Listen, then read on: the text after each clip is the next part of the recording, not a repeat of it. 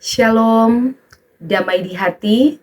Puji Tuhan, kita berjumpa lagi di channel YouTube saya, Pendeta Heni Momongan. Salam kasih, sukacita, dan damai sejahtera untuk kita semua. Saat ini saya rindu lagi untuk berbagi kebenaran firman Tuhan. Namun sebelum itu, mari kita minta hikmat, tuntunan kuasa Roh Kudus. Mari kita berdoa. Ya Yesus Kristus, Tuhan dan Allah kami, terima kasih atas kasih-Mu yang terus mengalir di sepanjang perjalanan kehidupan kami. Kami tetap merasakan kebaikan, kemurahan, tuntunan, dan penyertaan Tuhan hingga di saat ini. Dan ketika di saat yang baik ini kami hendak membaca dan merenungkan firman-Mu, kami mohon urapi kami dengan kuasa Roh Kudus, mampukan kami untuk mengerti dan memahami kehendak-Mu. Tuntunlah kami untuk melakukan apa yang baik dan menjauhi kejahatan.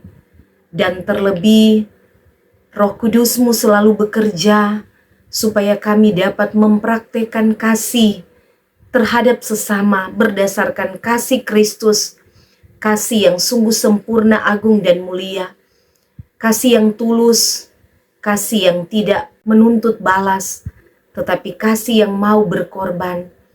Karena dengan demikian, kami senantiasa menjadi pengikut Kristus yang setia dan taat untuk melakukan apa yang menjadi kehendak-Mu. Maka bersabdalah ya Tuhan, kami sambut kebenaran firman-Mu. Amin. Firman Tuhan yang akan kita baca dan renungkan, yaitu dalam Perjanjian Baru, Roma pasalnya yang ke-12, ayat 9 sampai ayatnya yang ke-21. Oleh Lembaga Alkitab Indonesia memberi judul Nasihat untuk Hidup dalam Kasih. Hendaklah kasih itu jangan pura-pura, jauhilah yang jahat dan lakukanlah yang baik. Hendaklah kamu saling mengasihi sebagai saudara dan saling mendahului dalam memberi hormat. Janganlah hendaknya kerajinanmu kendor, biarlah rohmu menyala-nyala dan layanilah Tuhan. Bersukacitalah dalam pengharapan, sabarlah dalam kesesakan dan bertekunlah dalam doa. Bantulah dalam kekurangan orang-orang kudus dan usahakanlah dirimu untuk selalu memberi tumpangan. Berkatilah siapa yang menganiaya kamu, berkatilah dan jangan mengutuk. Bersukacitalah dengan orang yang bersukacita, dan menangislah dengan orang yang menangis. Hendaklah kamu sehati sepikir dalam hidupmu bersama. Janganlah kamu memikirkan perkara-perkara yang tinggi, tetapi arahkanlah dirimu kepada perkara-perkara yang sederhana. Janganlah menganggap dirimu pandai. Janganlah membalas kejahatan dengan kejahatan. Lakukanlah apa yang baik bagi semua orang. Sedapat-dapatnya, kalau hal itu bergantung padamu, hiduplah dalam perdamaian dengan semua orang. Saudara-saudaraku yang kekasih, janganlah kamu sendiri menuntut pembalasan, tetapi berilah tempat kepada murka Allah, sebab ada tertulis, pembalasan itu adalah hakku. Akulah yang akan menuntut pembalasan, firman Tuhan. Tetapi jika seterumu lapar, berilah dia makan. Jika ia haus, berilah dia minum. Dengan berbuat demikian, kamu menumpukan bara api di atas kepalanya. Janganlah kamu kalah terhadap kejahatan, tetapi kalahkanlah kejahatan dengan kebaikan. Demikian jauh pembacaan Alkitab. Tema perenungan saat ini, hiduplah dalam perdamaian dengan semua orang. Saudaraku yang dikasihi diberkati Tuhan, damai adalah perasaan yang tenang, tentram, yang sulit diungkapkan dengan kata dan dilukiskan dengan tinta apapun, namun dapat dirasakan dalam suasana hati yang dibalut dengan cinta kasih. Damai dapat pula diartikan sebuah harmoni dalam kehidupan bersama, di mana tidak ada perseteruan, perselisihan, atau konflik. Damai hanya akan tercipta jika kita hidup dalam kasih yang berdasarkan pada kasih Kristus. Saudaraku yang dikasihi dan diberkati Tuhan, dalam perikop ini Rasul Paulus memberikan panduan praktis bagi kita sebagai persekutuan umat Tuhan tentang bagaimana hidup dalam kasih yang tulus dan nyata sebagai pengikut Kristus. Di ayat 9-13 berisi nasihat kepada jemaat untuk hidup dalam kasih. Paulus menekankan bahwa kasih Allah itu adalah kasih yang tidak mengenal batas, kasih yang tidak bersyarat, bukan pura-pura, tetapi kasih yang murni, kasih yang suci dan sungguh. Kasih itu mendorong jemaat untuk menghormati orang lain, berinisiatif untuk lebih dahulu memberi hormat. Kasih persaudaraan mengharuskan kita untuk saling memperhatikan, saling mendukung, dan menghormati satu sama lain. Dalam komunitas gereja, dalam persekutuan, kasih persaudaraan terlihat dalam tindakan yang saling membantu dan saling mendoakan. Memiliki kerendahan hati, tidak egois, tidak mencari keuntungan diri sendiri. Tetapi kita dipanggil untuk membenci yang jahat dan melakukan apa yang baik. Roh mengerjakan pelayanan bagi orang percaya harus tetap menyala-nyala dalam segala situasi dan dalam keadaan yang bagaimanapun juga.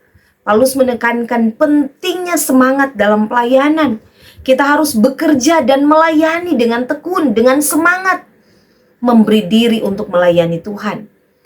Implementasi kasih ialah hidup senantiasa bersuka cita karena ada pengharapan, dapat bersabar dalam penderitaan, terus bertekun dalam doa, kerelaan memberikan bantuan kepada orang-orang kudus, dan menyiapkan tumpangan apabila mereka datang dan membutuhkannya.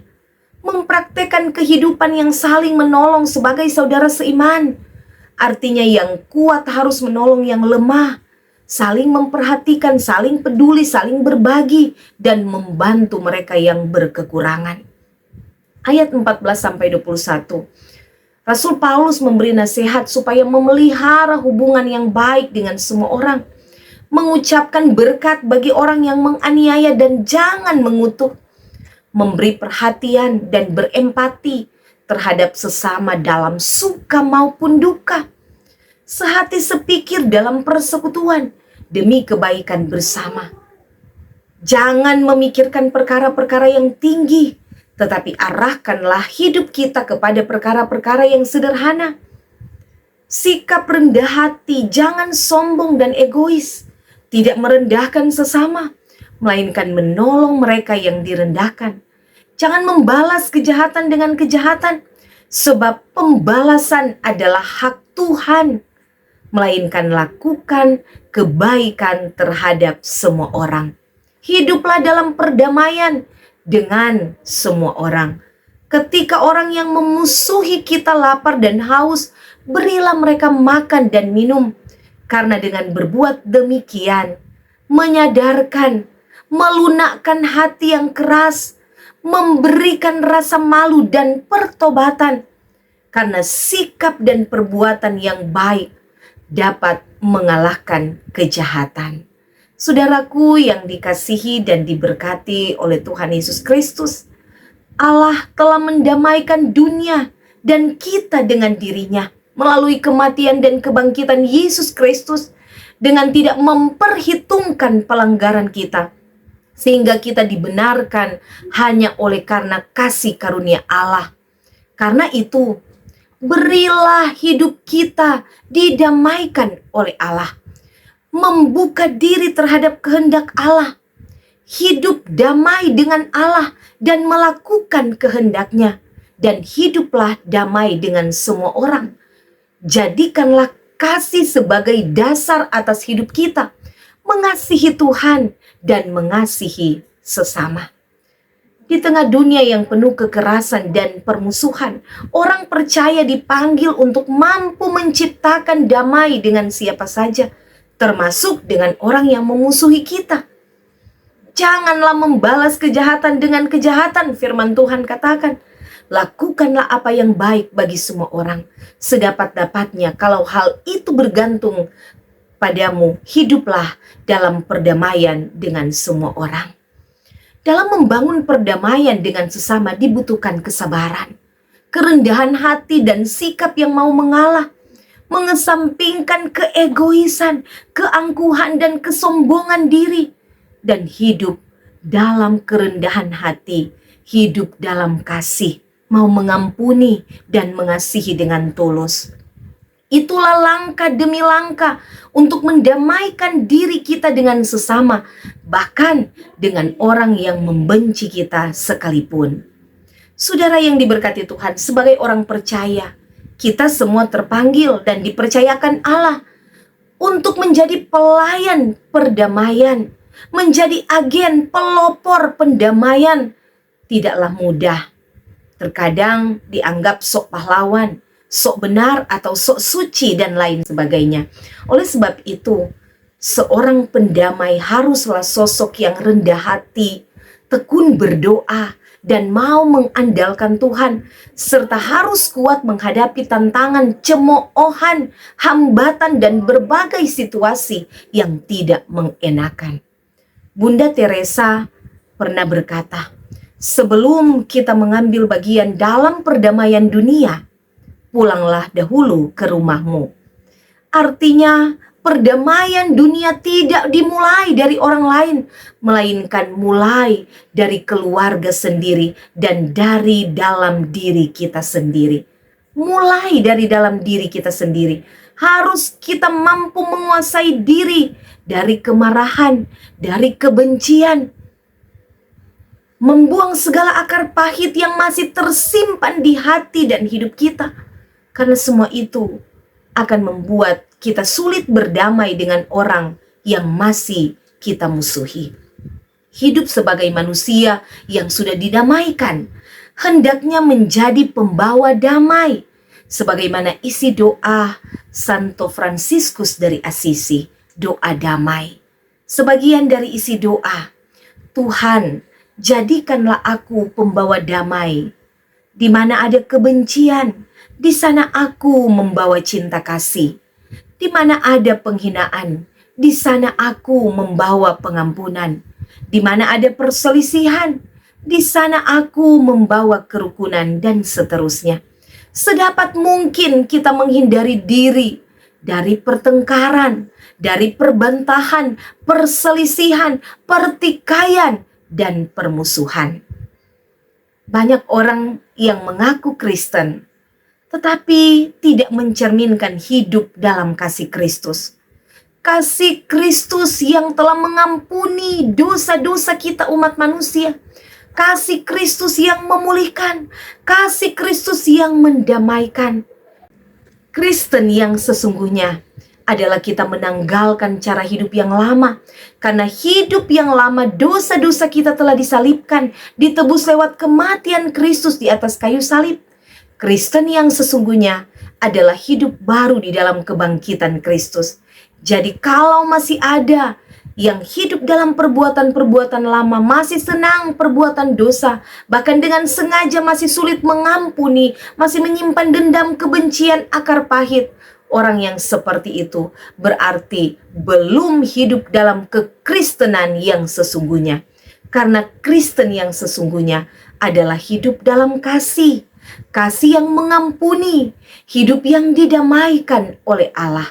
Artinya, kita mencintai hidup damai. Damai dengan Allah dan berdamai dengan sesama. Karena damai itu indah.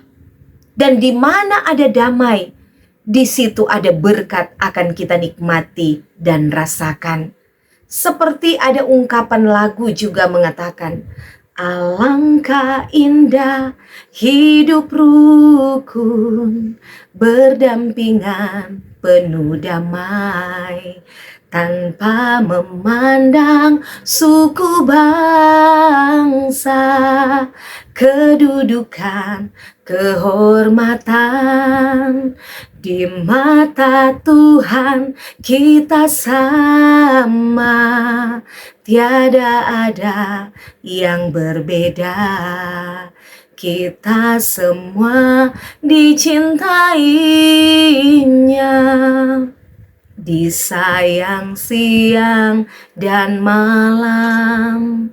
Torang semua basudara di dalam Tuhan. Baik si miskin atau yang kaya, yang kuat atau yang lemah, jangan ada di dalam hati rasa iri atau dengki. Ciptakanlah hati yang damai, penuh cinta kasih sayang. Terpujilah Tuhan Yesus Kristus, firman-Nya memberkati kita semua. Amin.